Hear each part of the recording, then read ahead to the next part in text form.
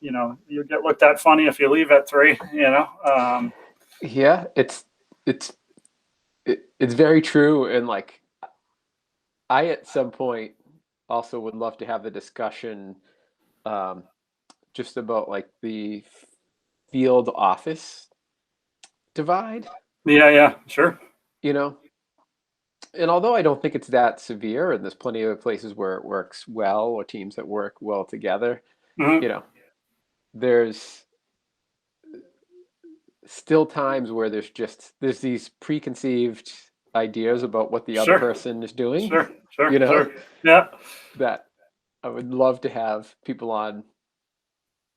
I don't know how to frame the discussion, but to have that discussion on yeah. like, oh, you know, some guy that is walking around, screwing around all day and signing slips, and and the other person thinks you guys are golfing and doing like Sure, yeah. I getting mean, it. yeah, it's like the estimators, they got to work weekends to like pump out an estimate for a bid or something, and they're saying, the superintendents, they get to go home at 3, and unless they're working on the weekend, or usually somebody else picks up a weekend shift, so but then the superintendent said, oh, those guys are in the office, it's warm, they can use the toilets, you know what I mean? Yeah, they Yeah, get in at 10 with their Starbucks. yeah. Yeah. I mean, what makes it most difficult is right now, like there's a very clear divide. I mean, in COVID, the people in the field still need to be in the field. And most of our office folks are working remotely, or at least in an extremely quiet office, you know what I mean? So there's definitely like a bubble there that is hard to overcome, but I think we're overcoming it, in terms of like the office field divide, that's definitely something Gilbane has tackled in the past. And it manifested itself in like the field teams feeling isolated, you know what I mean? Like they don't know what jobs we're bidding on, they don't know what their next job's going to be. They don't know, what's happening in the office. Like there's just a disconnect, cultural and communication disconnect. So, we have our teams have weekly staff meetings. The PXs, who are mostly office folks, call in. They're giving updates from the office. What's happening? What are we looking at? What jobs did we lose? That's important to people too. They, hey, we heard about this big job. They were hopeful, and now they want to know, did we get it or not? So making sure like you're communicating with the field and they're not like out in a bubble somewhere is, I think, really, really important. Yeah. How is Gilbane with? I'm drawing a blank now. What the hell? I was just going to ask you. That's terrible. We were talking about communication. I was going to ask you, how's Gilbane with allowing kind of everybody to do business development? Are they very? It's great, yeah. So we have what we call a doer seller program. So we definitely have business development managers. People who are solely responsible for chasing pursuits, shaking hands, and putting together RFP responses and that sort of thing. But all the content comes from our field folks. Putting up a site logistics plan and a schedule and a model in response to an RFP. That includes operations and our BD folks, obviously, and pre-construction, support operations, you name it. But it's expected that the relationships that our doers, our builders in the field are making, both even with the subcontractor community, who oftentimes know of jobs before we do, even all the way up through the architect that they're interfacing with, or the engineer, and certainly the owner and the owner's project representative. Like those relationships are expected to be nurtured by our doers, right? And we actually have an incentive program based on that. So a portion of the fee on a one project, if there is an active doer seller that was pivotal in winning that project, goes to that doer seller. So it's not just like the BD guy or gal, gets the cut of the fee. They actually share it with the doer seller that's responsible for that. That's huge. Yeah, because I can't tell you how many companies will kind of almost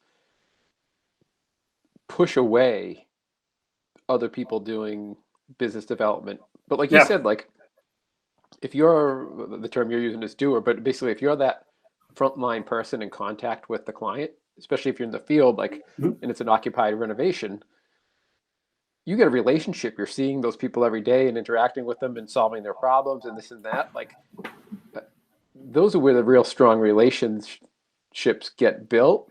and they're Sure, like, oh, absolutely. hey, you know what? Like, I loved Greg. Like, we want to have Gilbane back, and I want Gilbane to do this project, but I want them to bring only if Greg's doing it, right? Like, Yeah, they yeah, build absolutely. that kind of level, and but it's surprising to me how many companies A don't encourage that, and then B, if somebody does bring in a job, don't, you know, offer them to share in the And the win, goods. Yeah, yeah, right? yeah, yeah, yeah, yeah. And they really should. Sure, of It's like, course. it's and to be honest, it wouldn't need to be a large amount, No, right? yeah, and yeah, exactly. Just some piece of it, Yeah, and it's like, and some of our folks are even involved in wins that happen across the country. Through an engineer, through a college buddy, through an old neighbor. I mean, you name it. So it yeah, sort of it helps us company wide. Not just like in our locale. mm, yeah. Going Yeah, I back mean to like, those people are our product. You know what I mean? What they are doing day to day are our product, and so we want those clients that we're interacting with to have a great experience, obviously, and we want to rely on that experience more than like the words that we put in our proposal. You know what I mean? Which are often like very dry and probably sound similar to everybody else. You know what I mean? Like everybody's going to have the same response about like what's critical on this project and how would you approach it. You know what I mean? It's our absolutely. personalities, our relationships, and sort of how we do that that is important. So yeah, it's absolutely necessary in my opinion.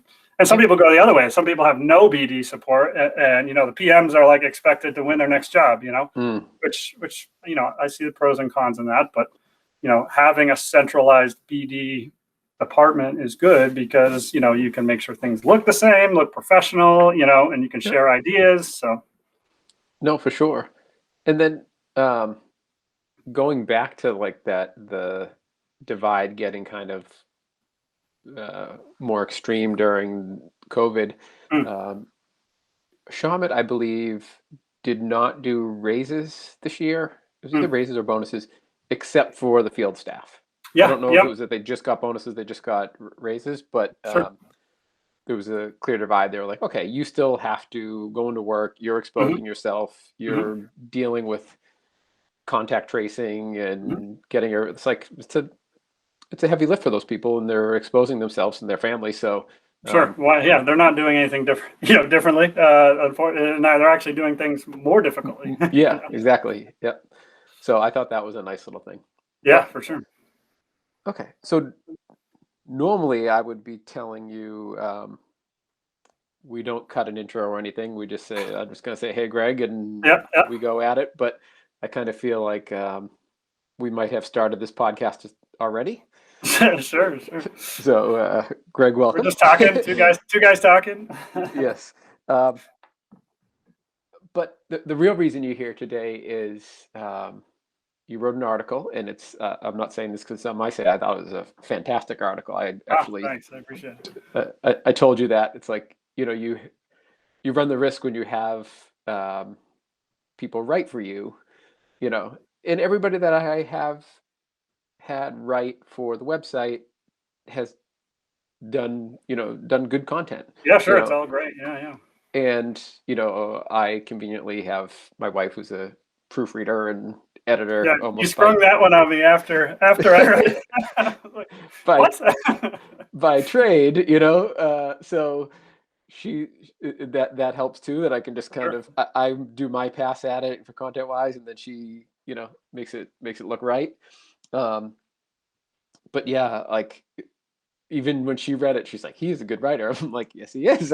It's like it's a nice bonus when you're like, "Holy crap, this person's a pretty good writer." On top of it, so I was definitely excited, and I'm going to say up front, and I'm probably going to say it 1,000 more times when we talk, is like I really think people should go massconstruction.org and read that article Please. Yeah. you wrote. It's about resiliency, um, and there's COVID in the title, but COVID is really just part of exposing a um, fragility that we might have, Absolutely. Yep. just that there's an underlying fragility in the way we build and the way we operate. Mhm. So maybe this is probably a good spot. Like, why don't you just give people a gist of what the article was. Sure. Yeah, I mean, first and foremost, I really appreciate the opportunity. Getting back to what you said. I mean, I appreciate the compliments. This is the first thing I've ever, written professionally, quote unquote, for public consumption. Yeah, right? for public consumption, exactly. I think about this stuff a lot. I tweet about it, a little bit. So this is the first time I was able to put them in like a cohesive argument, I guess, and put it out there, like you said, for public consumption. I tried to make it. I put the COVID in there. I touched on COVID to make it, sort of timely. But really, the gist of it is I wanted to introduce people to the idea of resiliency, specifically like resiliency in the built environment and how we go about our daily lives. You see that more and more lately, the topic of resiliency, at least I do, because like I said, I'm personally interested in it. But, I think the public more so, you've heard resiliency in terms of emotional resiliency, I think the most. So I wanted to draw that attention to resiliency in the built environment, and the title is, building resiliency, COVID and learning from COVID and everything else. Right. And so I wanted to be a little bit provocative in the beginning and say, hey, listen, we're experiencing some pain here, some difficulty. We're quick to blame it on COVID, but maybe it's not really COVID that's making it hurt so bad right now. That's kind of how I wanted to suck people in. I give a little provocative introduction. So and as you touched on, it's really about, in my opinion, it's really about the fragility of how we've structured ourselves, over the past 100 years. How we structured the neighborhoods that we live in, the places that we work at, how we get our food supply, you name it, and we'll get into it a little bit more, I'm sure. But from a high level, that is fragile. And we have the stress event, COVID, and we have more stress events than everything else in the title, right? We have, social unrest, political unrest. Thank goodness we're past that, hopefully. And, then we have economic unrest, Wall Street bets and all that crazy stuff. And obviously the economic impacts of COVID. So there's a lot there. The last year, we're going on a year now. There's a lot that we've experienced. And go ahead. Yeah, I was just gonna say this topic gets so big, so fast. Yeah. And when you mention like, political unrest that we might be past, COVID that we could get past, the resiliency question though, or like the fragility is always going to be there. Like look at Texas. Sure, absolutely. Right now, right? And Dave Mullins, who's been on the show before, he's big in he does a lot of data centers. That's really kind of his niche. And he just shared something on LinkedIn this morning talking about how he had a data center operator that he had always worked with over the years that said, it's so critical to have a guaranteed fuel source for redundancy. For your generators. The generator is a redundancy, but then if you're buying your fuel oil from a local place that everybody else is and something like this goes on and now you can't get it. Right. So it's like I read that this morning right on the heels of this. So, yes, you're right. Like we move past things, but that need for resiliency is there. It's not just like, we need a resiliency for COVID because it was bad, and then now we'll go back to normal. Sure. And that was part of the intro too. Like, listen, everybody's saying, when are we going to go back to normal? And my question is like, do we want to go back to normal? You know what I mean? What was normal kind of set the table for some of the heartache that we're having now. So I gave that provocation, right? And then I outlined, what is fragility? What makes us fragile? What makes our built environment specifically fragile, both like in our own homes or at our workplace and in our communities? And then what does the opposite look like? What is resiliency in our built environment look like? And then I gave some options. The first half is very sort of doom and gloomy, and I sort of did that on purpose. I want to sort of scare people into thinking about, this is serious, And so the second half is I tried to offer some hope. Like there are options here to build resiliency in your life. And my argument is that we need to. And I outlined three different options. Basically, how can you do it without much of a lift at all, in your current home, in your current situation? I also talked about how you could maybe start afresh from the ground up. And then the third option was, maybe considering revitalizing some small towns that are available to us around here as a form of sort of distributing the risk and decentralizing a little bit and becoming more resilient. So I would love to get into that a little bit more later. But so all of those, then I gave a whole bunch of resources because I'm a junkie for this stuff. So books and podcasts and Twitter accounts and YouTube videos. So it really reads like a resource catalog for people that might be interested in it, and hopefully they are. So yeah. So yes, there was a lot there, and you're right. Like you laid out, hey, here's our current scenario. This is what a non-resilient community looks like. Here's what a resilient one looks like, and here's how you go about doing it, right? Like that was like a nice natural flow. You also had in there, I liked the questions. You're like, is your home or building X? Is your food supply this? Do you rely on one vendor for this? And you just said if you answer yes to any of these or all of these, then you're not in, or the best shape. Yeah, you're not in the best shape. You can do better. Yeah.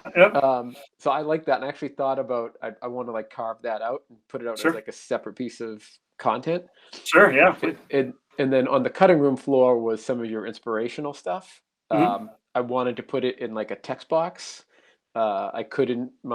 I'm not technically savvy enough to pull that off on WordPress. Oh, you're talking about the quotes. I totally forgot about that. Yeah. So I think I'm going to have to just send that out as a separate piece of content as well, linking back to the article. But yeah, I liked that piece. So not only did you kind of lay it out in a manner of, hey, here's our current state, here's resilient, here's non-resilient, and here's what you can do about it, but you also gave like a nice little kind of way for someone to do some self-analysis. Yeah, I mean, that's what I'm most interested in doing. Like, look, I'm not an expert. This is entirely like a fun project for me. This has nothing to do with my work. I didn't go to school for anything related to this really, other than just building itself, obviously. But, I think it comes more from maybe my background, and we can talk about that. But anyways, I just wanted to push people into thinking a little bit differently and questioning some of the conveniences that we have and try to poke holes in it really, and think about the risk. I mean, I can paraphrase those quotes that I sent, which I think are like some of my favorite, right? I think the best analogy first is like this well-oiled machine. Like if you think of how we live our lives, both like economically and personally, politically and everything else, like we're just this well-oiled machine of convenience, right? On the one end in the machine goes raw resources, on the other end comes out cheap goods conveniently, right? And that's great. I mean, don't get me wrong, that's great. But what happens is, you take a fistful of sand and you throw it in this well-oiled machine and it all goes kaput.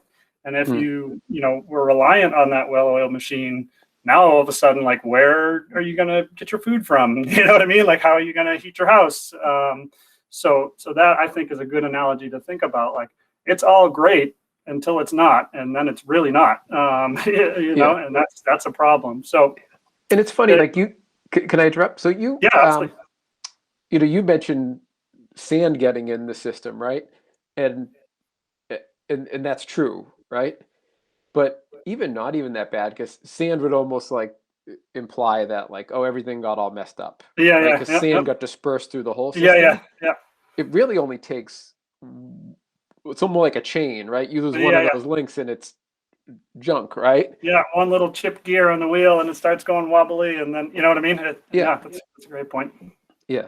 Sorry, I didn't mean to interrupt. Yeah, no, absolutely. All it takes is one little thing is the point, right? Yeah, I think that's like the key point in there, because someone's like, oh, well, everything went sideways for COVID, like sand got thrown in everything and all these things got followed up at the same time. Yep. Yes, but it only takes an issue with customs. Sure. Yeah. Right? Yeah. Great point. Yep. Okay. Well, it all stops there because nothing's even getting into the country, whether someone is sick or there's a defect to the product or whatever. Like that's the whole chain is broken at that point, right? Sure. So like a perfect example of, like you said, customs that made me think of it, right? So there was an article I think The Guardian put out a year ago, and then Post Carbon Institute, which is an institute that I follow a little bit.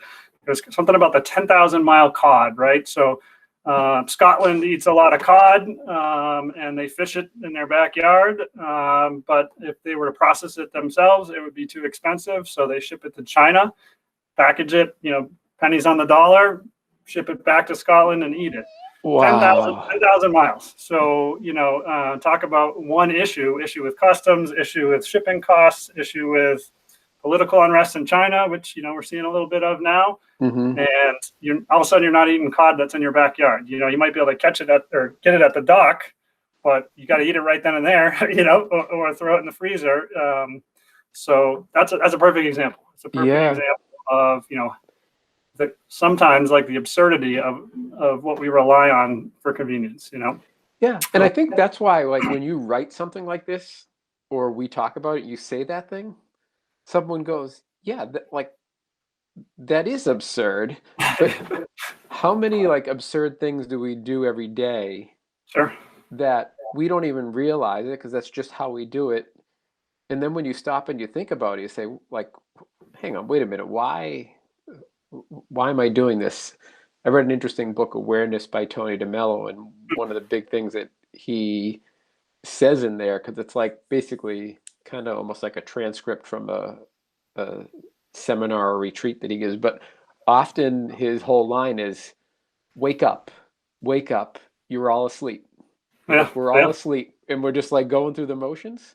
Sure. And and you need to almost, to some degree, and that's where, like, even the video you put in there where the guy was very provocative and Sure. like definitely edgy, you know what I mean? But maybe got you to say, like, okay, wait a second, all right, maybe he's being a little bombastic here, but he might not be wrong. He's all the way over here just so he can pull you a little bit closer, you know what I mean? And I think going back to like and we're going to get into the article in a second a little bit more, but going back to your point about just wanting to get people to think, right? Because that's what all this is. We just talked about a few things that really illustrated it's a huge topic. Sure. Right? Like the cod, right? What's happening there? Like, I mean, this thing spirals off into so many things. Sure. So yes, it's very broad. We're just trying to get people to, in your articles, just trying to get people to think about it, right, and question those things. And sometimes it means being bombastic, sometimes it doesn't. It's just being analytical. But I think this is a good avenue for it, because I don't know if you remember, I got super interested in who the listeners were. Oh, yeah. Right, because I heard a bunch of people, when I would just bring in people often when we would talk, I'd say, what other podcasts do you like? And I did sometimes that on air, sometimes off air. And I kept hearing a lot of the similar ones that didn't necessarily make sense to me. Sure. Right? Sure. Like how I built this, but when I looked at it and got a lot of feedback from people, I was able to put it in categories, and there's definitely a heavy group of kind of like thinkers, for lack of a better word, like podcasts. People are interested. Yeah, and not about like a narrow thing. Sure. Like they just podcasts that were about thinking about ideas, right? Different ideas. And I think a lot of the people that listen to this show are much more willing to think about how they go about their lives, whether it's their personal lives or how they do business. They want to hear from that project manager. Well, how do they set that up? Because they would want to change it, make adjustments, and make their thing better, right? It's kind of like not just thinking, but they want to grow and get better. There's definitely that hint in there. So I'm really excited. I think that this article is right for the audience, right? I hope so. I mean, I think that in our business, we're just as much planners as we are doers, right? A construction project is an orchestra that you have to spend an immense amount of time preparing for every little risk that could possibly present itself, through the construction of that project. So this is kind of like that. Like, what can go wrong? How can we avoid something from going wrong? How can we build efficiently, but build as a team? We're not individuals, which is, an important aspect of the article too. Like, you shouldn't do this by yourself. Like, you shouldn't concern yourself with your resiliency. You should do that. You concern yourself with your resiliency and your neighbors, and your team. So I hope it resonates. That's the crossover for me, at least. So I hope others felt the same way. Yeah. I think a good place to start, because we've teased what our conversation is, really, but we haven't really gotten into it. So sure. When you started out the article, you were talking about what a non-resilient community or non-resilient building looks like. Sure. Could you explain that to people listening? Like, what is it when you say something is non-resilient? Because a lot of times people will even mistake sustainable for resilient. And what do you mean when you say we're not resilient or we're fragile? Yeah, so I kind of gave 3 different characteristics for what makes something fragile, and 3 different characteristics that make something resilient, right? So fragile is complicated, centralized, and monolithic, right? And sort of the opposite of those things, right? Resilient is simple, distributed, and adaptive or diverse, right? So what makes our community fragile? So complicated, right? And I gave some examples. Again, those questions like, is your building X, right? So like, if you need to rely on somebody else to understand how the heating system in your building works and troubleshoot your heating system, that's an exposure. Like, you are fragile, because what happens if that person isn't available, doesn't come, you can't afford them, what have you? That's an example of something that's complicated, right? As opposed to simple. If I have a wood stove, you can light a wood stove and heat your house, right? That's maybe an overly simplified example, but that's sort of along those lines. Centralized, I think the most provocative maybe image in the article was the suburban hellscape, for a lack of better way to put it, right? Like the single family homes that are on a grid, one after another, with a postage stamp backyard, very far away from any kind of a town center, very far away from any kind of natural resources. One thing goes wrong and all of a sudden the heat's down, the electricity grid's down.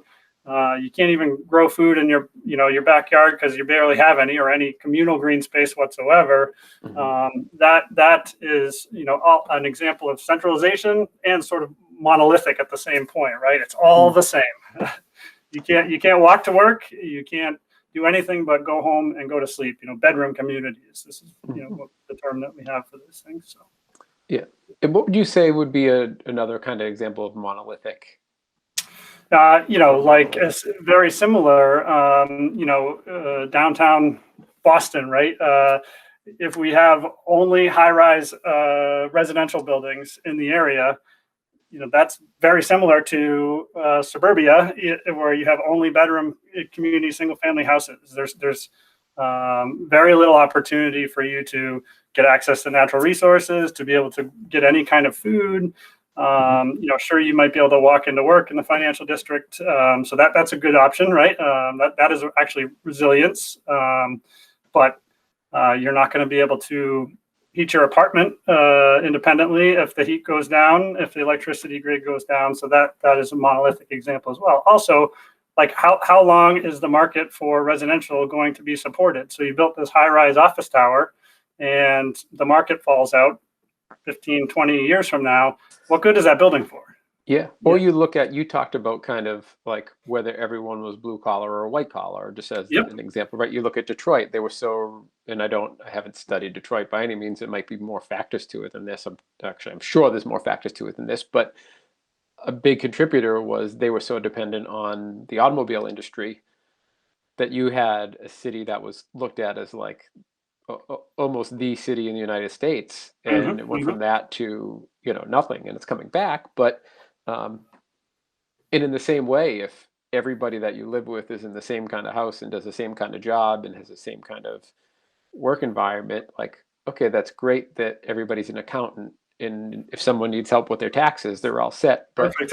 if You're the tree flush. goes down in the street, nobody can clear it, right? Yeah. And yeah, we're talking about residential neighborhoods just for examples, but this Sure. applies Absolutely. to entire communities and things like that. So yeah, the centralized system, going back almost to like that generator example, if you could think about, okay, you want to have a regular heating system. You don't want to be a monolith, so you make it have a redundancy in there, which is okay. I have a regular heating system, but I also have a wood stove if something like Texas happens. And Sure. I think if I understand correctly, there's been people that have died from lack of heat. Yeah, freezing. Yeah, that's unfortunately. what someone told me. I didn't read that, so I want to be careful what I say. But so someone could be thinking like, oh, well, that's never going to happen. Well, it's happening right now, right? Sure. And of course, not to be alarmist, right? And yes, it's a very small percent, but there was COVID, there was, the power problems in Texas. There's potential for things.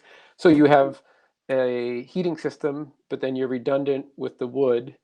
And then, but if you live in a community where everybody gets their oil from one exact place, that's that centralized problem. Well, if they have a problem, now nobody has it and everybody's scrambling. So you're just saying, look at things simply. Like when COVID happened, for example, I've gotten a CSA for a long time. I get 30 pounds of meat that I pick up every month.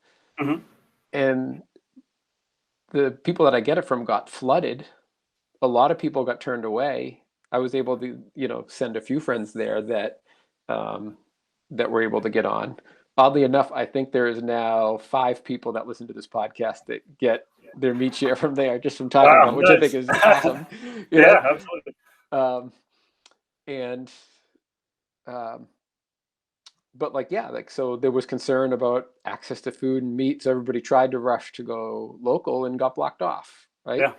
So that's when you ask yourself, like, are there enough local farms around? Are there enough local butchers to support local farms who, you have to think about the whole supply chain, start to finish. And, again, I don't want to pump the brakes on convenience and modernity or whatever. I just want redundancy, I want us to think about this. I want us to have contingency plans, which is what the provocative point of the article was. Just think about this. No, that's a good point. Like, we're not saying that we all should be on a farm with, solar panels and wood stoves and all this other kind of stuff. Like, you're going to live your life. What have you done, just like maybe in your own family? Because I think we both agree that's kind of the place to start, right? Of course. Yeah. What have you maybe made for changes, even if they're just small tweaks? Yeah, it's a good question. So, I think first and foremost, I'm just super lucky that first and foremost, super lucky that I come from a family and a background that was always, resiliency focused. So but other people might not.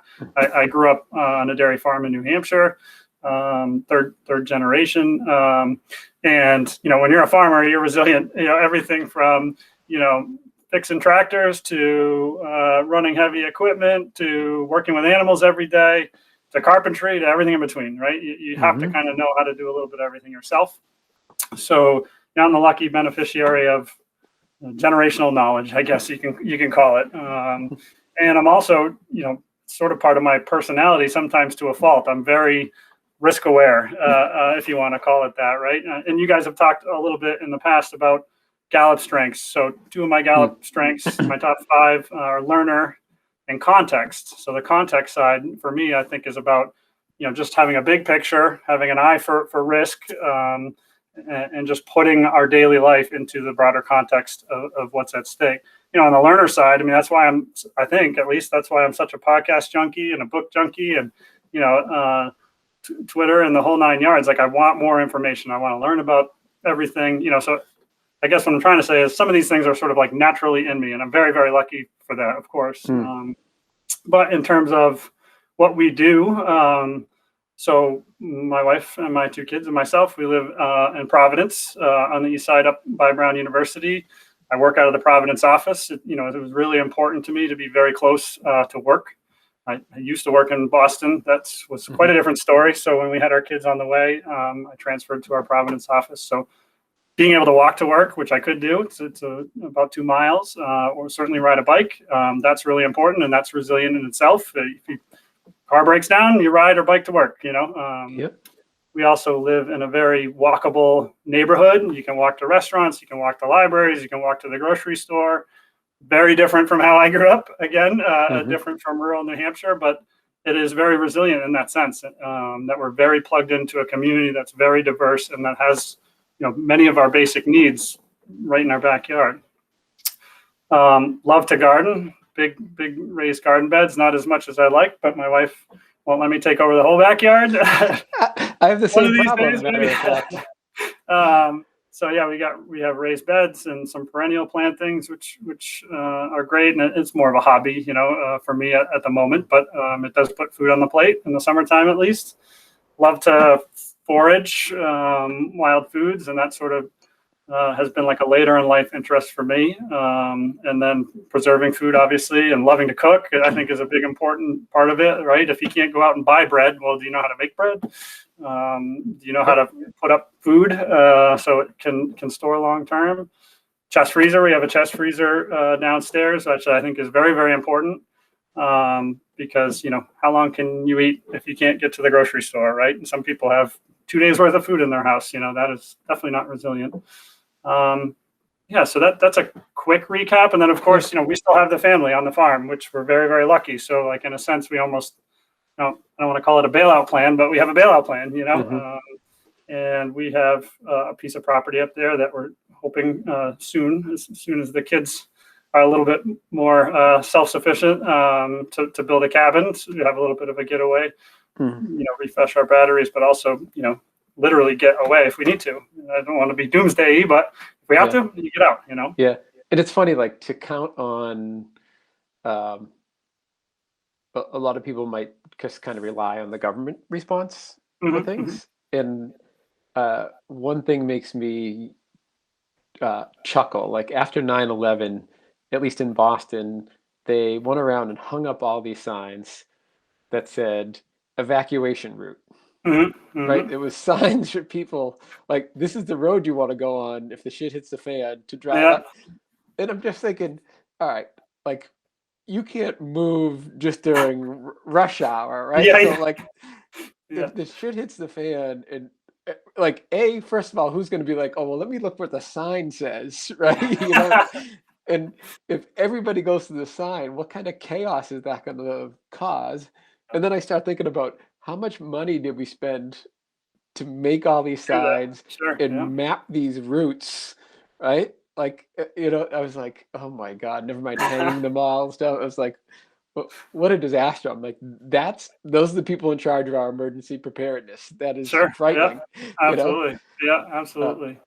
But yeah, I mean, it's funny. I didn't look at these through the lens of resiliency, but I have slowly just kind of been changing the way, and I say but we have been changing the way our family operates. And I think a lot of it was centered around health. And I think there is an overlap, right? Absolutely. Yeah. A lot of these things that make you resilient make you healthy. And being healthy is a way of being resilient. Like, you look at going back to COVID, right? Where they, do you have underlying conditions? You're fragile. If you get COVID, you're going to have a problem, right? There's a lot of, like, so much of this speculative, but so what component of this, whether it is, vitamin D levels and things like that you read about that make you more resilient. But at the end of the day, whether it's vitamin D or whatever other thing that they suspect, the long and short of it is, if you are healthy and don't have disease or underlying conditions, you're more resilient. Absolutely. Right? So I think we were really coming at it from a health perspective, but then it ended up making us more resilient. And, you know, so it could be a health perspective of, like I said, buying meat from our CSA, having our garden, right? It's great exercise. It gives us a ton of food in the spring, summer, and into the fall, which is fantastic. You know, rendering pork fat, curing meat. Sure. Yeah, you have that meat curing project going on right now, right? Or recently you did. Yep. And the second fridge in the basement with the freezer. So and bought a quarter cow this year, right? Awesome. So like awesome. that's stored down there. But like the ability to cure something. Now I have all this cured meat in my basement, right? And it smells great. Yeah, it smells fantastic. And how long will it last me? And the ability to, I really worked at like at the end of the year, if you happen to have a lot of one particular vegetable or whatever, like how can I pickle it or do whatever to diversify? Yeah. To like get it to last. And a lot of that came from a health perspective. And, you know, am I keeping things in glass jars and getting rid of plastic? And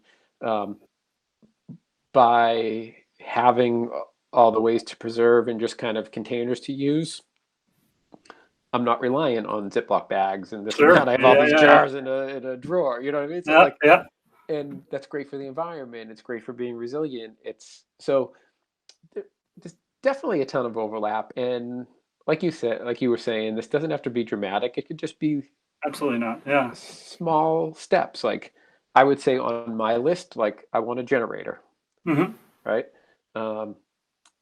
Solar panels, I'm always a little torn about. I want to read more about them because you start to hear that they're not great for the environment once their useful life is over. You know, so I want to do a little legwork on that. But, you know, generator and wood stove are probably two things that are on the radar for myself. Absolutely. But I feel like as a family, we're much more resilient and we're much healthier now. That's great. That's great. Yeah, my wife wrote something in regards to what we were able to do just to like reduce plastics in our house. Yeah. So that will be forthcoming too. Nice. But to kind of go back to your article, so you want to be decentralized. You want to have it be simple and diverse or adaptive. Yep. Right? So we kind of explained what those were.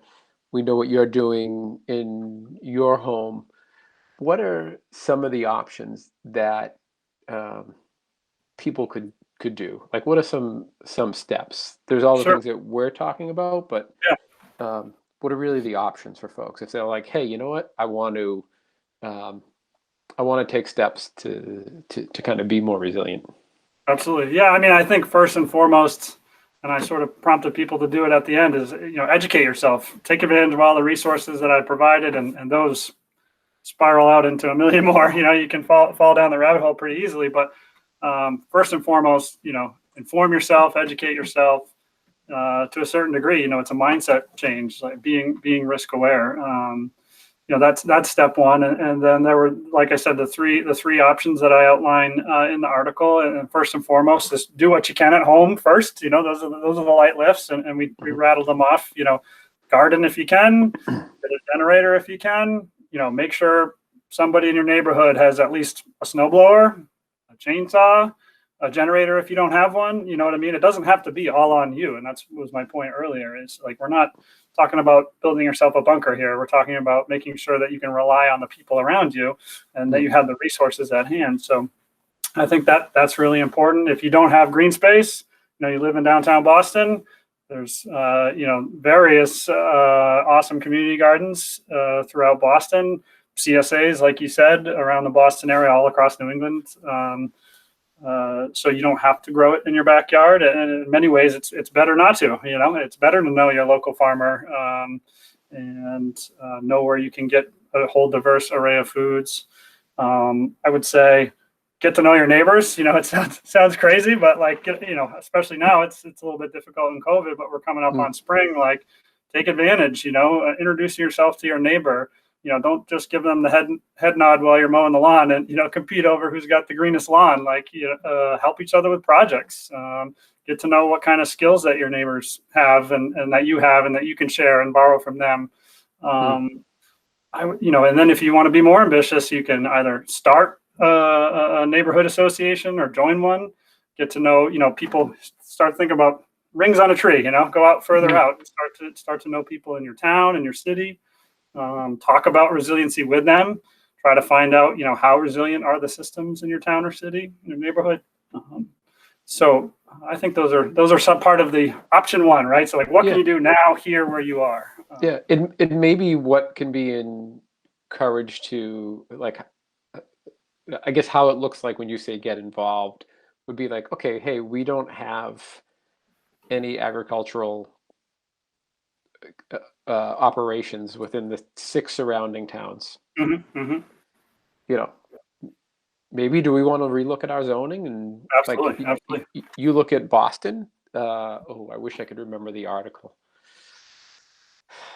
I'll look it up and put it in the show notes. There was an article in the zoning code that basically allowed for a lot of agricultural uses. If you have a lot, no matter how many square feet it is, so if you had a random city lot that's 1,000 square feet or something like that, that is not buildable, any lot is allowed to have agricultural use on it in Boston. So if you want to have a garden on it and a little farm on it, like you can do that. It's an allowed use. Yeah, I think, at least I think more in the rural areas, they call that right to farm, like right to farm communities, and that I think protects farms that are existing from development, but also, again, if you want to have a backyard on your quarter acre, you're allowed to do that without your neighbors trying to shut you down from having chickens or what have you. But that's really important. So get involved with your local municipality. I think we'll talk a little bit later more about zoning and like what planners can do, but definitely get involved. You yourself can get involved. So that was option one. Option two is like, maybe you need to get out. Maybe you feel compelled to start again, right? And certainly if you're young and you're listening to this and you're in downtown Boston right now, which is probably somewhat of a ghost town, I can tell you that it's not in towns outside of Boston, and in certain towns that were planned to be farm centric, to be more resilient. So I gave some examples in the article. Serenbe is the keystone development. It's high end, of course, but it has some great lessons learned. It's in Georgia. It's a farm centric community. It's very much dense in the downtown area and very agricultural immediately outside. You can literally walk and go get eggs or meat from your farmers.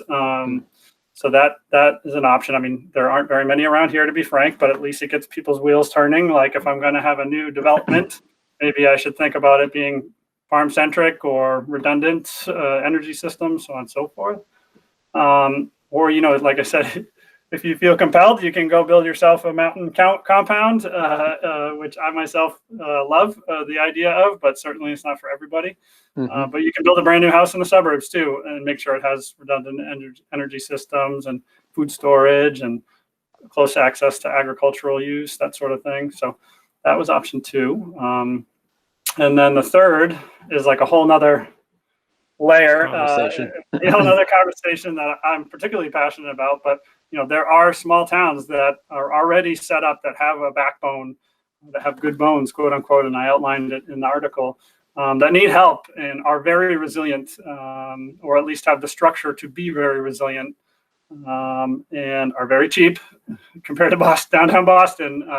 If you're young, your money can go a long way in some of these towns, and they have great cohesiveness. They just need a little bit of love.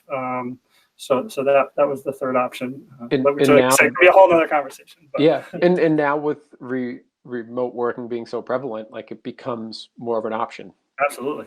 Right. Like I've opened up kind of.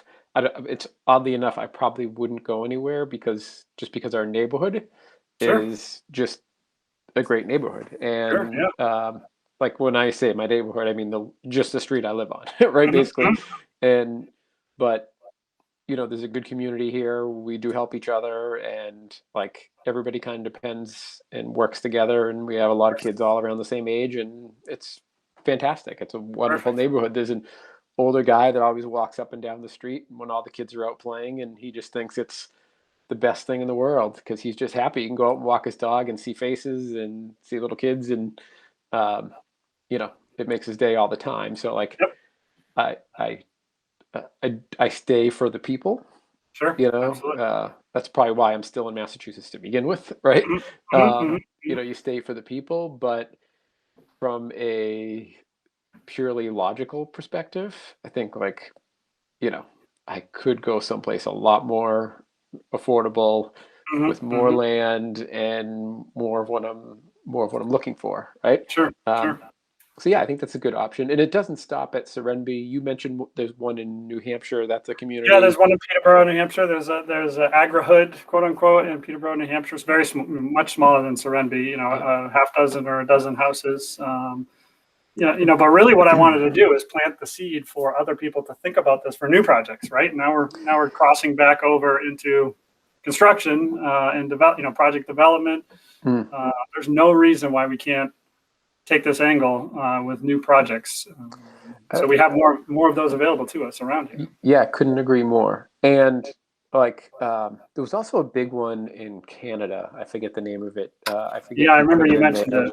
I can't Um, remember it either. Really interesting because it was, you know, um, they had like a town center that was going to be what they called like the farm building, Mhm. and it was like where the farmers could kind of just, probably solve their issues, maybe have an office set up in there or whatever. But it's also the place that housed their farmers market Sure. for the Yeah. community. And I kind of spun off. I didn't hear them say this, but I could think of it.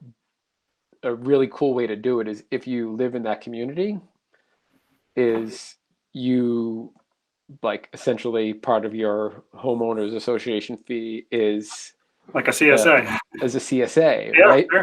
Yeah. Yeah. And you get that, and that's paid money to those farmers guaranteed. And then if somebody else wants to buy in from the outside, it's at a premium cost, They right? can get in on it too. Yeah. Yeah. You know, but that's just part of living there. And they very much had like, they planted like blueberry bushes and all kinds of stuff. So you can just be walking around your neighborhood and grabbing food as you go. Sure. Yeah. Yeah. Um, but uh, so that's kind of like nirvana, right?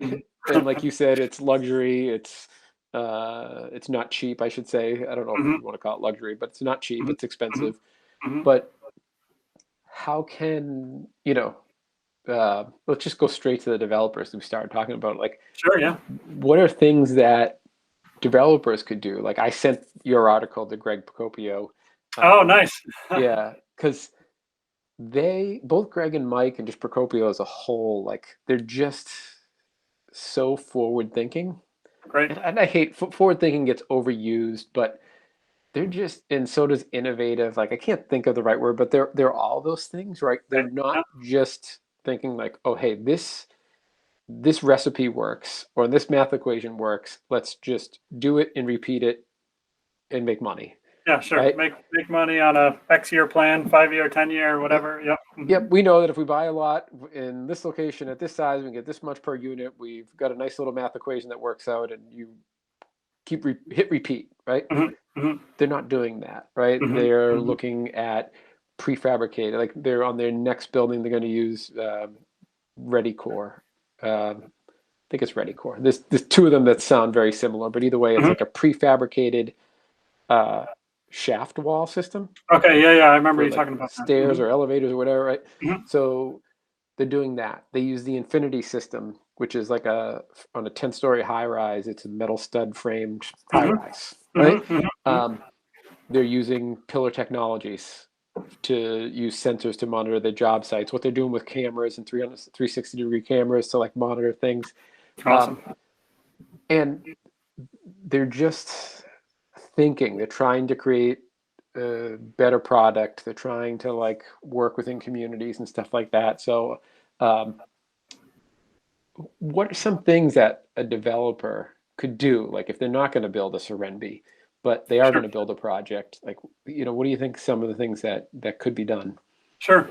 Yeah. I mean, first and foremost, obviously, they would say that the demand drives what they're developing, right?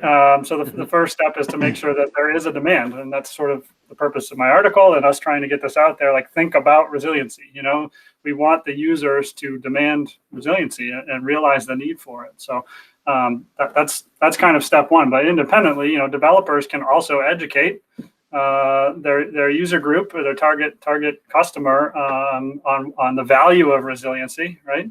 They can also think longer term than developers might tend to think. What is the use of this building 30 years from now? If it lasts 30 years, what is the use 50 years from now? What might be a second use for this building? Is it adaptable, right? Getting back to monolithic versus adaptable. I think that's probably the most important part, is have like an eye for a long time frame, right? Our society is going to change a lot in the next 20 years. It's going to change a lot more in the next 50 years. What use is my building going to be 50 years from now? And just asking the question, it might be a sure thing. It might not, but you're not going to know until you have that careful study. I think that's the most important part, is sort of the demand side, which has some influence from developers and educating their clients.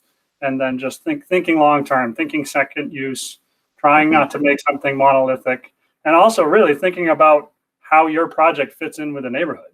You know what I mean? If you're building a high rise in the middle, or mid rise in the middle of a single family neighborhood, what happens when the power goes out? All those single family homes might have generators and they're good to go.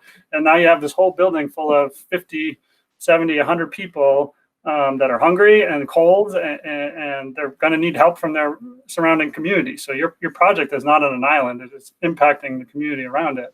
So think about how it can impact your community, from a resiliency standpoint. Yeah. So you put a community garden as part of the utilize that open space. Yep. And maybe you'll open it up to the neighbors, right? To use that to build community. Put solar, maybe go solar, or maybe do some type of renewable, and give, like, a lot of this is getting driven by code now anyway, but maybe you put some charging stations that are run off of solar, so you're not using your own energy, but like allow the neighbors to maybe access it, right? I think you could think about a lot of things. Maybe build a building that is very stair friendly. So people aren't that's always a great point. Yeah, 6 stories or under. Yep. And not 100% reliant on an elevator, right? So I think all those things, I don't think there's one recipe that's right for. Definitely is not. Yeah, there definitely isn't, unfortunately. And it's all location dependent too. We have different weather than Texas does, until Texas has similar weather to us on a fluke. But yeah, it needs to fit in the landscape too, which is really important. Yeah, I even think, like you had mentioned, simple things like rain barrels, right? So could it be that community that gets built, or that building that gets built, has a community garden, and you have a water, reclamation tank, and everybody can water their garden off of it? Yeah, and everybody could. Yeah, exactly. Or same thing with, it could have a PV array with a couple publicly available plugs. You know what I mean? You can plug in your e-bike, you can plug in your electric car, or some batteries, so you can bring it back to your house when you don't have power. Yeah, exactly. Think about how you can interface with the surrounding community from a resiliency standpoint. Yeah, and then depending on where you are, like, try to make things walkable, make things bikeable.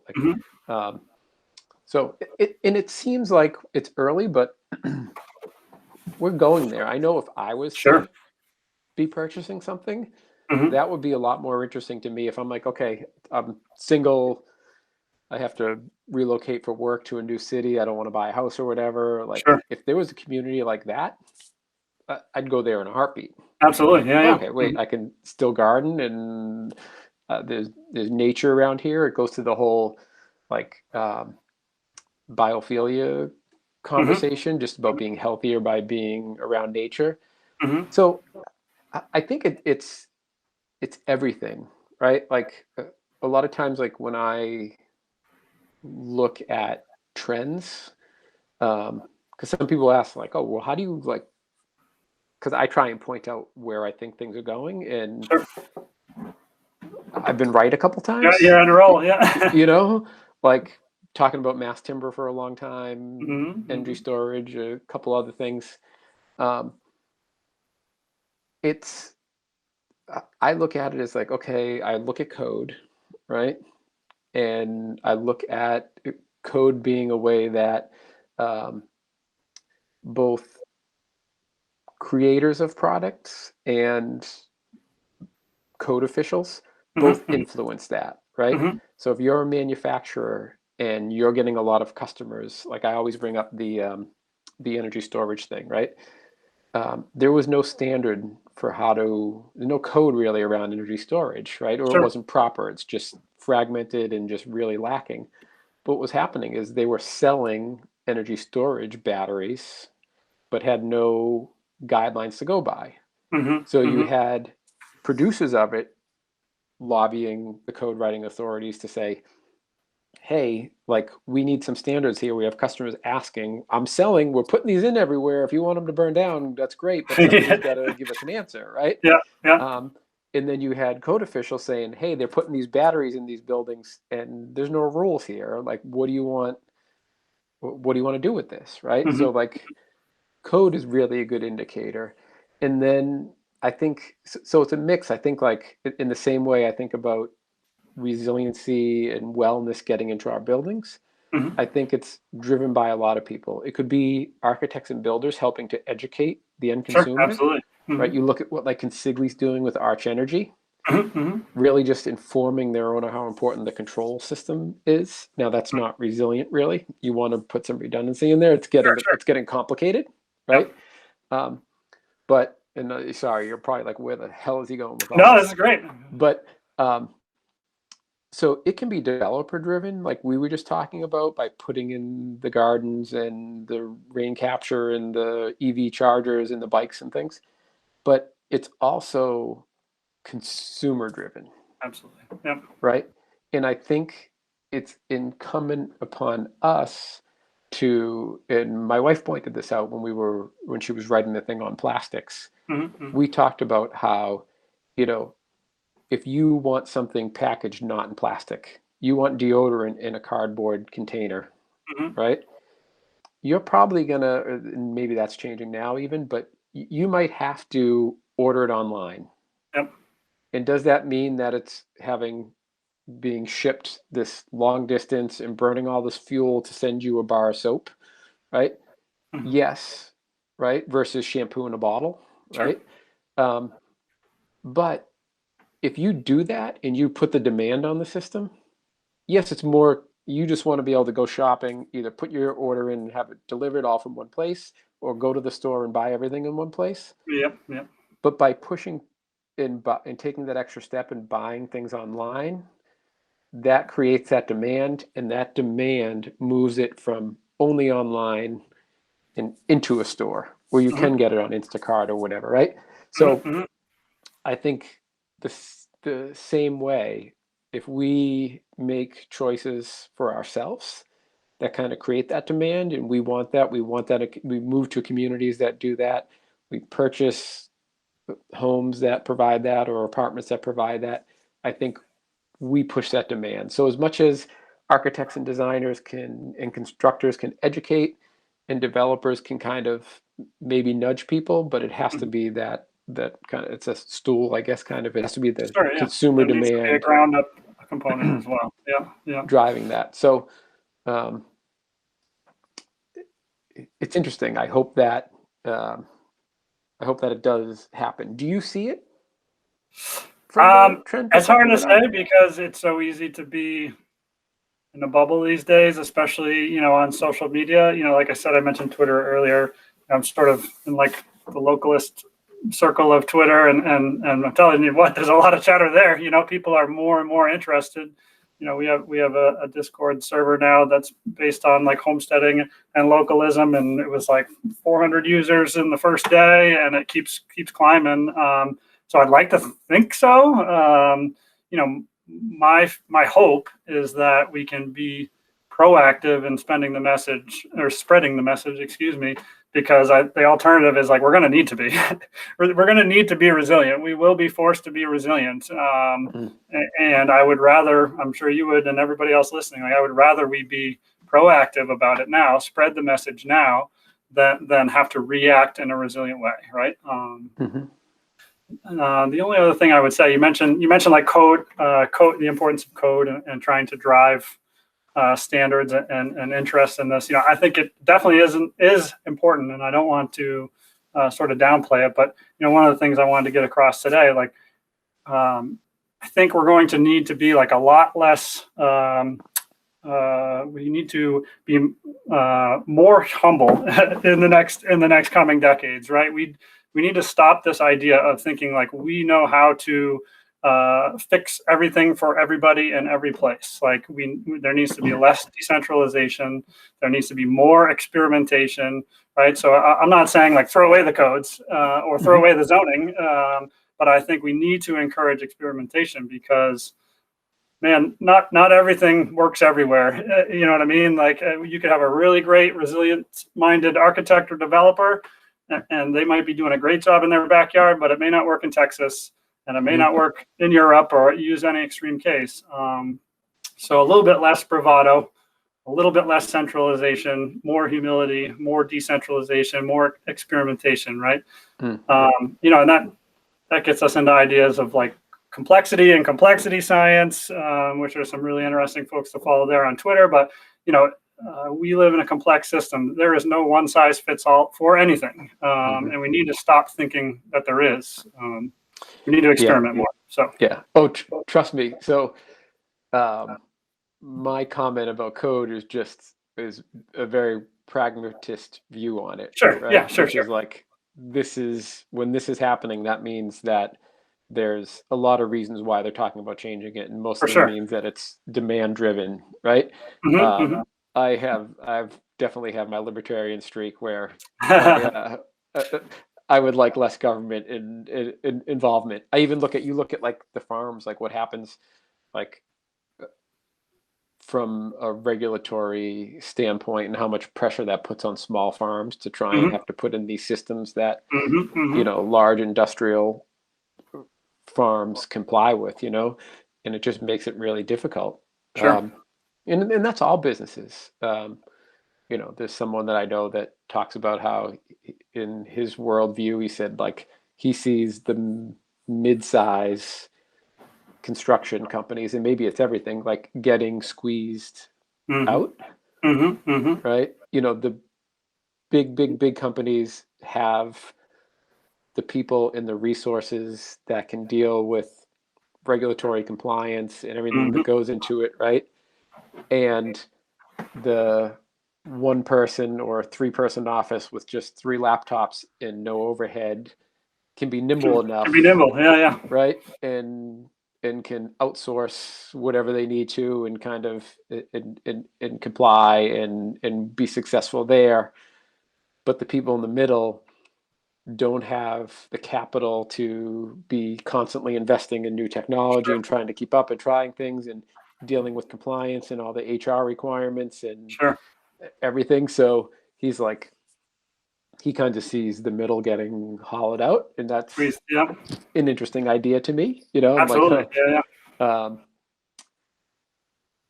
and I forget why I'm even bringing that up right now. But I mentioned centralization versus decentralization. I mean, that example that you gave, I mean, it applies to my family's farm. They used to be a very large dairy producer, and milk prices specifically have basically gone nowhere since the 80s. And so they've downsized a lot. They've supplemented with grass-fed beef, in which actually they do a tremendous amount of business now, selling at retail from their farm store, and they're trying to diversify. They actually just got a smaller bulk tank, right? So the storage tank for the milk, so they could make some room in the milk parlor for bottling equipment and processing equipment to sell more raw milk. And they're in the process of trying to get grants to have a pasteurization setup so they can do pasteurized products and yogurts and that sort of thing. But it's very difficult, to your point. Like there's a lot of bureaucratic hoops that they have to jump through, and they're getting up to milk cows at 4 a.m. and they go home at 8 o'clock, 9 o'clock at night. Like, when are you going to fill out the bureaucratic forms? You don't have a staff of accountants and everything else. And butchering is another super big problem, at least in New Hampshire, where they're from.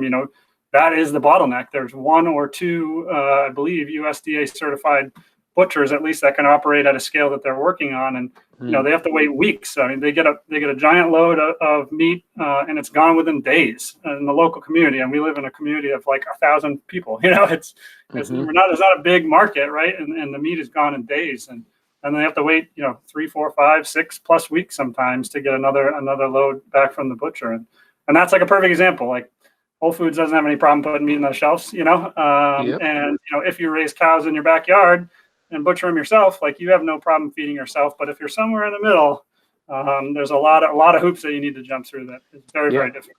No, that's a very good point. And that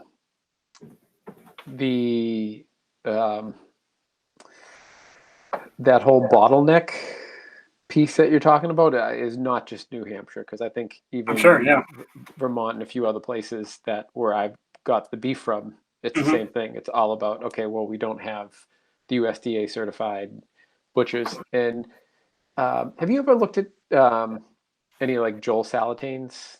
Joel Salatane's great. I've read a bunch of his books. Yeah. He's been on Rogan and a bunch of other podcasts. Yeah, he found an interesting way around that, the USDA certified butchers thing. He slaughters the chickens outside. And processes them back inside. I think that's what he does. Yeah. And it ended up just creating a loophole, because they're like, your building must have this and your building must have that within the guidelines. He's like, I don't have a building. I do it right here. And like, he was able to find some like loopholes around that to be able to move product like in a obviously a sanitary way. But he's an interesting cat to look at. So he's got that book called like Everything I Want to Do is Illegal, which I think is like the best book title. But yeah, I mean, if anybody who's listening who's interested in this sort of thing, just local agriculture, if you look up Joel Salatin, if you watch I think he was on Rogan twice maybe. So if you listen or watch to that, I mean, he's a character. Very much so. Yeah, super smart. He's a polymath, super smart. So definitely check him out for sure. He's one of my favorites. He says, what does he say? I'm a dirt farmer. Yeah. That's a whole nother topic in itself. Topsoil and soil health. So you have a litany of folks to look into, podcasts to listen to, social media, websites. So if folks are interested, they should head there. Do you have any kind of like, if you were going to start, what would be Sure. Yeah. What would be the book or the podcast or the, I think like in terms of resiliency in the built environment, just thinking about communities in general, like you have to consume, if you're interested at all, you have to consume everything that Strong Towns puts out there. So there's a nonprofit organization called Strong Towns that was started by Chuck Marone, who was, I believe, either a city planner or civil engineer or both. And his focus is on building resiliency and prosperity from the ground up, where you are in your town, making towns super healthy. And so he has a book called Strong Towns. There's a website and blog called Strong Towns. Podcasts. Two podcasts. Yeah, Strong Towns is one, and the other one I think is the Bottom Up Revolution. So, Twitter account, Instagram, the whole 9 yards. Everything they put out is super good and relatable, easy to read, very accessible. First and foremost, that's great. The other side of it is sort of like on the, speaking to our community here, on the building and architectural side, there's sort of two seminal books, right? From Christopher Alexander is The Timeless Way of Building. And then there's the pattern language, pattern language, which I think is more all-encompassing, more talks about patterns in communities, patterns in old-timey towns and villages, basically about the organic building blocks of community and why Beacon Hill feels better than the Seacoast when we the seaport when we go out for a walk, right? Something about being touches us like in our hearts. It feels warm. It feels comfortable. That's not an accident. It is not an accident that when you go to Amsterdam or a European village that's thousands of years old, it was built on a specific pattern, a humane pattern, and there's a reason why those things feel better to us humans. So those two books are amazing. They're kind of dense reads, but they're really, really good, and it applies to the pattern language specifically applies to. You can translate that to everything else in life, pretty much. So definitely check those out. And the pattern language is the one that I'm assuming is the one that says the way that the cities are laid out gives a certain feel or emotion or whatever. Yeah, they're literally patterns that humans used to build intuitively too, to meet our human needs. And again, there's no actual prescription, although he sort of lays it out like this is the pattern that has been developed. But we used to build in a way that was scaled to us and felt right to us, largely because we had to walk around. That's a big aspect of it, right? There isn't like urban sprawl, and largely because we couldn't build so high, back in the day. But everything feels like at a more appropriate, humane scale. So I want to read that. Yeah, no, it's very, very interesting. It's kind of expensive on Amazon. Sometimes they're hard to find. So tell me this. I want to just because I'm writing this down, and everyone's just gonna have to listen to me take notes. Then, so Christopher, what? Alexander. And it's a pattern language. And what was the other one? A timeless way of building. Timeless way of building. And if you look at the article, I actually give you links to those two books. It's funny. Both you and The Essential Craftsman. Yeah. It's funny, like both of these shows have been kind of like had a heavy kind of like philosophical bent to them. In the same way, he was talking about books that were like seminal books. They were really interesting to go kind of like check them out, and like how they were the genesis of things, and how a lot of things are just like we're emotional, right? And like we're in a space that makes us feel good. And that's what we really want, right? We want to be happy and we want to feel good, right? And nature has a component of that. Scale of buildings, layout, all is a building to that. And he talked about how satisfaction in work. Did you listen to that one by any chance? I did, yeah. I mean, it's been some time, but yeah. I was gonna say it was a long time ago, so I didn't know if you had started listening back then. But he talked about how as risk went up, satisfaction went up. So as risk in his work, as you introduced more risk into the work, when it was done, satisfaction was higher. Absolutely. Right? Yeah. And that was both like a health risk, like a physical risk, and then like catastrophic risk. And he used like who did David? Michelangelo? Right? He's like, the first couple of blows with the chisel is really low risk. Sure. Once you get down into the details, then he's like, it's now is real high risk. He's like, he's got however many months or years into this thing, one wrong blow, and he's but the satisfaction that comes from that like risk that's in there. So I just see like a little correlation with some of the stuff you're talking about. How this stuff is not really. It's hard to quantify these things, but there's a way that just like getting food from a farm makes you feel better, or having a layout of a neighborhood that makes you feel better, right? And some people might scoff at that, like, oh yeah, so what? There's ugly buildings that we're walking by all the time, Well, it has an impact on. It does. I mean, I mentioned in the article, like the numbers are getting worse and worse for depression and anxiety and other forms of mental health and physical health. And, it's maybe a little bit provocative of me, but I think that at least a good portion of the reasoning behind that is because, either we live in a fragile environment, and we know it in some sense. Like humans are evolved to be risk aware. So I feel like, even in an underlying way, we must know that we're surrounded by risk and fragility, or the built environment is just at a scale that we can't comfortably comprehend. You know what I mean?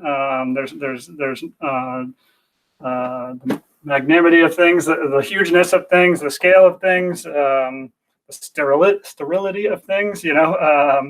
It feels foreign, and maybe that's the cause of some of our problems. So yeah, some of it can be quantified. Like you look at like the data around like air changes, sure, yeah, in absolutely, people's cognitive function, and sunlight, and your vitamin D levels, and like, so there definitely is some there is a quantitative piece of it, but a lot of it is just, it's hard to, intuitive, but yeah, definitely intuitive.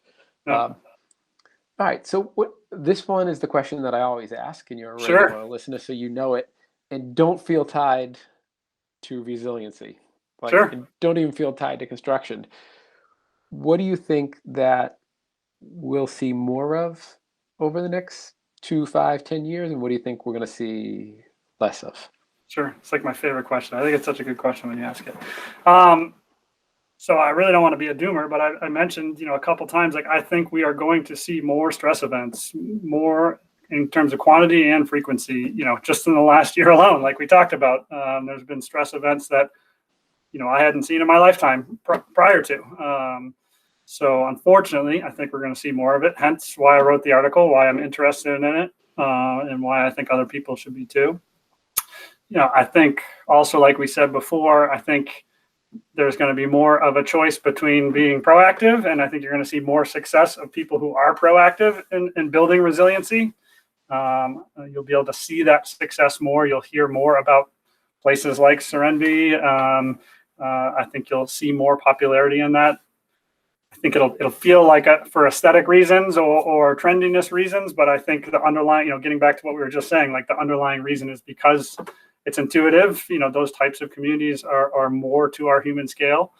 I hope that the work from home revolution leads to more people, working in the same community, and thus like a resurgency of some of those older small towns that are pretty hollowed out at the moment. So that's my personal hope.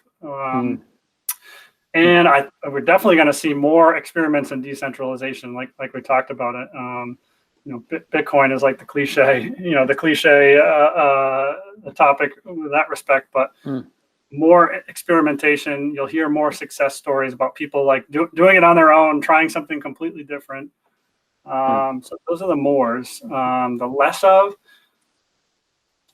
again, these are kind of hopes, I guess, but I think we're going to see less silos, less walls between institutions and organizations, less centralization, right? We're going to need to rely on each other in the face of these stress events that I think are coming more and more. So I think we will see less of those silos, either by choice or by necessity.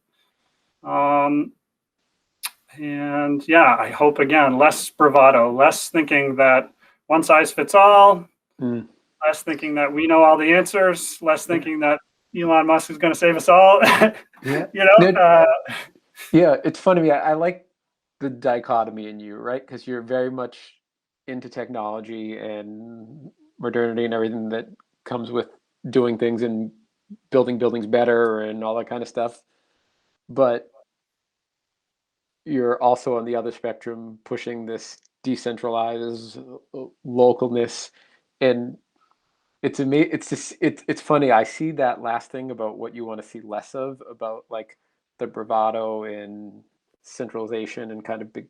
I don't know if big government fits into that, but big government, big corporations, big anything. Yeah. One size fits all ism. Yeah. Well, not like the way to go. the Robin Hood thing, right? Was Yep. like a big display of how these large centralized things can topple very easily. It can topple very easily, but then also step in and ruin the day on Of course. Oh yeah, little people, right? Which is a bad thing. But it's interesting to see that philosophy, I think, really stems from, or I'm guessing that philosophy stems from where you came from, right? Yeah. Yep. I could see coming from a small rural farming community and having very much like um, people driven by like urban uh, philosophical ideas coming to a smaller community and saying, okay, this is the way things should be done, Sure. right? And you're Yeah. like, you don't live here. Just in the same way, there's all these studies about these NGOs that go into other countries and Yep. end up doing so much more harm than good, Hmm. Hmm. and they come in there and say, oh, we're going to save all these people that are poor and don't know any better.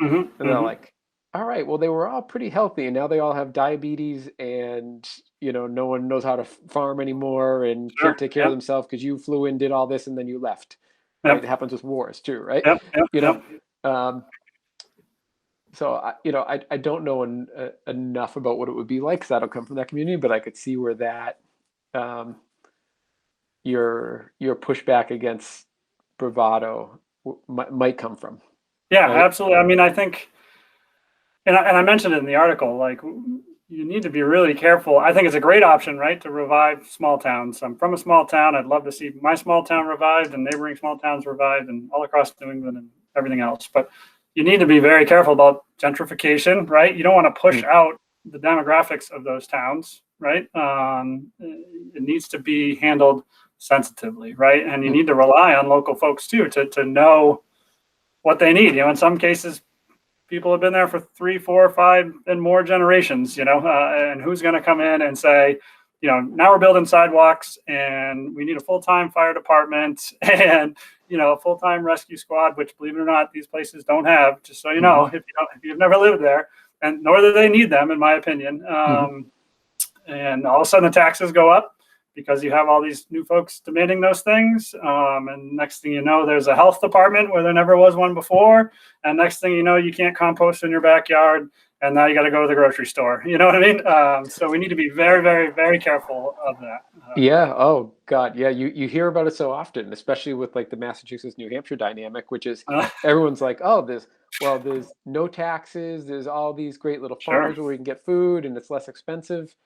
And then they'll move up and be like, oh yeah, like, well, we need sidewalks and we need Yeah. street lights. And like, Yeah.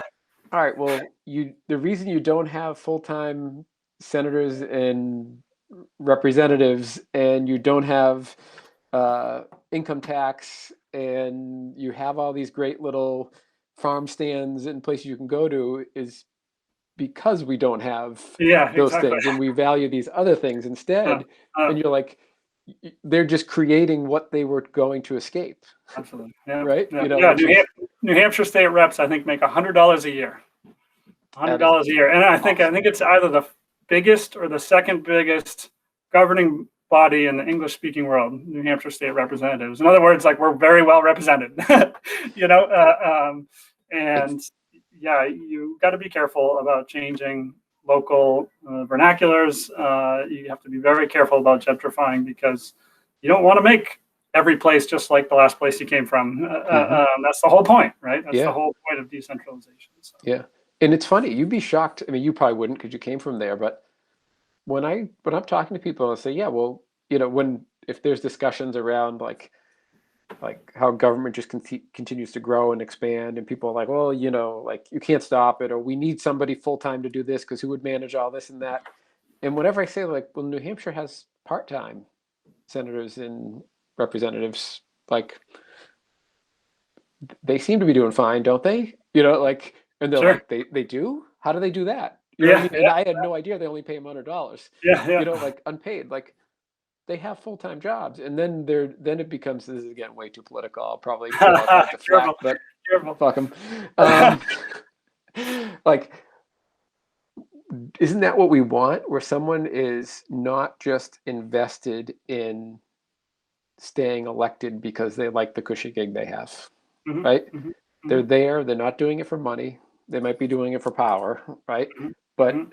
like they have a full-time job that is putting, and this is something that is part-time. So I think that person is going to be more inclined to do what's best for New Hampshire in that case, and not just do what's best to get them reelected. Sure, sure. Or Right? just do what everybody else is doing. Yeah, or just do, yeah, exactly. So Yeah. that's great. I did want to, there was one thing that I did want to ask you. Sure. Remember how I was telling you that what's kind of my projection is, like probably wood stove, generator. I'd like to get chickens. I won't say that too loud because I don't want my wife to hear that yet. And so like that's kind of the direction I'm going. What do you Sure. think? You might not be a reality yet, but what are some of the things that you're kind of noodling on where a Sure. couple more steps you'd like to go? Yeah, yeah. I mean, my wife and I have talked about getting chickens for a long time, and we definitely want to. It's the challenge for us is because we also want to try to build our cabin back at my home in New Hampshire, and do a little bit more splitting time there to some degree at least. And that's difficult when you have animals back home. But we would love to do that. It's very easy to do. People are intimidated by chickens, but they're not intimidating at all once you get to know them. Very easy to take care of. I'd love to get an e-bike, right? Have you seen those e-bikes that have like the kid haulers on the back? Like it's kind of an extended frame, and like the kids like literally sit on the rack. I have. Yeah, that's I think our next big purchase, because again, we live in such a great area. Providence is a great city. It's super accessible. We could walk downtown, like I said, but it would be awesome to be able to take a bike and throw the kids in the back, and head downtown to the farmers market or the craft market, or just get the kids some fresh air. We feel super guilty doing that in the car. Like it just seems crazy to go a few miles downtown. And then, like I said, I think we want to build up more of a presence back home. At least I would like to, and my wife seems willing to explore the possibility. I look at that as sort of like my social 401k. Like I have my 401k, the fiscal 401k. But whereas I come from, I'm a third generation, and I just have great social capital built up there. My family does. I personally do. A lot of my friends are still there, cousins and the like. And I just think that's really important. We certainly want to build up our social capital around here too. Again, redundancy. But there's something extra there for me, at least personally. So that's in the cards too, for sure. Yeah. I mean, I even look at it from going back to resiliency. That social capital is resiliency. Part of the reason when I was saying like what keeps me here is people. Of course. Right? Not only is it the relationships and like the people that you love, both family and friends, right? But I've always said that when Karen and I talk about, if we ever think of moving or something like that, if I went somewhere else, like right now, no matter what happened, like if I lost a job or did this, like I would always have a place to stay. Sure. And I could have a job tomorrow. Sure. Yeah. Right. And like I know there's 10 people I could pick up the phone and I could have a job tomorrow. Yep. Right. Yep. Like that is resiliency, and that kind of is what keeps people where they are.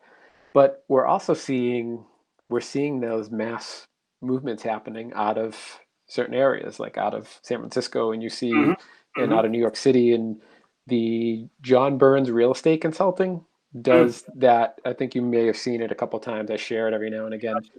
They monitor the U-Hauls, like inflow versus outflow. I mean, some of these places are just like 100x, versus some other place. Like if you wanted one to get out of New York City, it's $5,000, right? If you want one going into New York City, they're basically giving you the keys for free, and just saying, here, just take it. We just need to get the thing in there so we can charge the guy $5,000 trying to come leave out. again. Yeah. So like that whole thing is really interesting. Like going back to Greg Procopio, he mentioned a guy, Ed Glazier, who I think he's an author and maybe an academic as well, but he is very pro cities and urbanization, and it sounds like he has a thesis. I got to do a little more research on him that is very like continue, that cities aren't going to go away. The cities, this urbanization is going to just continue to keep happening. So that's one thing that I would be interested in looking into, and I'm curious, like, what wins the day? Sure. Is it that will be a push out of cities, and that remote work allows for that to happen and allows for us to be in places that are closer to nature and all this other stuff? Or will urbanization win the day and we find ways to incorporate nature and scale and everything into cities like the European cities that you're talking about? Sure. Yeah. Right? Yeah. Like, what wins the day? I don't want to get into it, but I'm going to talk about Singapore on like an individual podcast I'm going to do. Oh, cool. Nice. And how they brought nature into the city. Sure. So that's probably another discussion for another day. But I'm very curious what wins the day. I don't know if I have an opinion on it yet. Yeah, I mean, I think my opinion on it would be like it. I hope, and it doesn't have to be, and I hope it isn't one or the other. You know what I mean? We already have like a political divide between urban and rural places, and I hope to God that we can mend that before it becomes like even more of a divide. Whatever that means to you. Yeah. It doesn't have to be one or the other, and it should be both in concert. I agree. Because it's a scary prospect to think about just cities and then everything else, the wastelands or whatever else. That is the wrong way to look at it. Yeah, right. You want balance. Yeah, but you're a great example of it, right? You're like, I love country mouse and city mouse.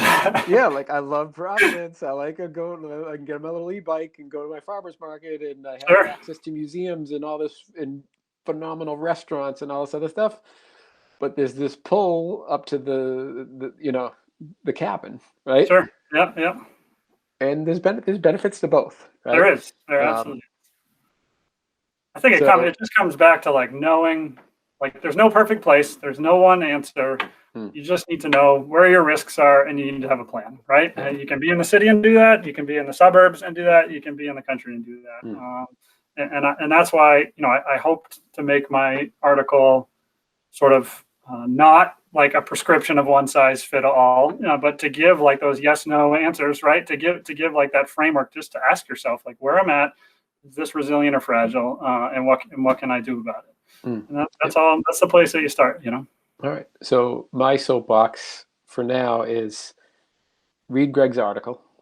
I think it will help open your eyes to everything that we were talking about here today. It has a lot of great resources in it that you can kind of go down your own rabbit hole, whatever flavor of resiliency and localism is yours.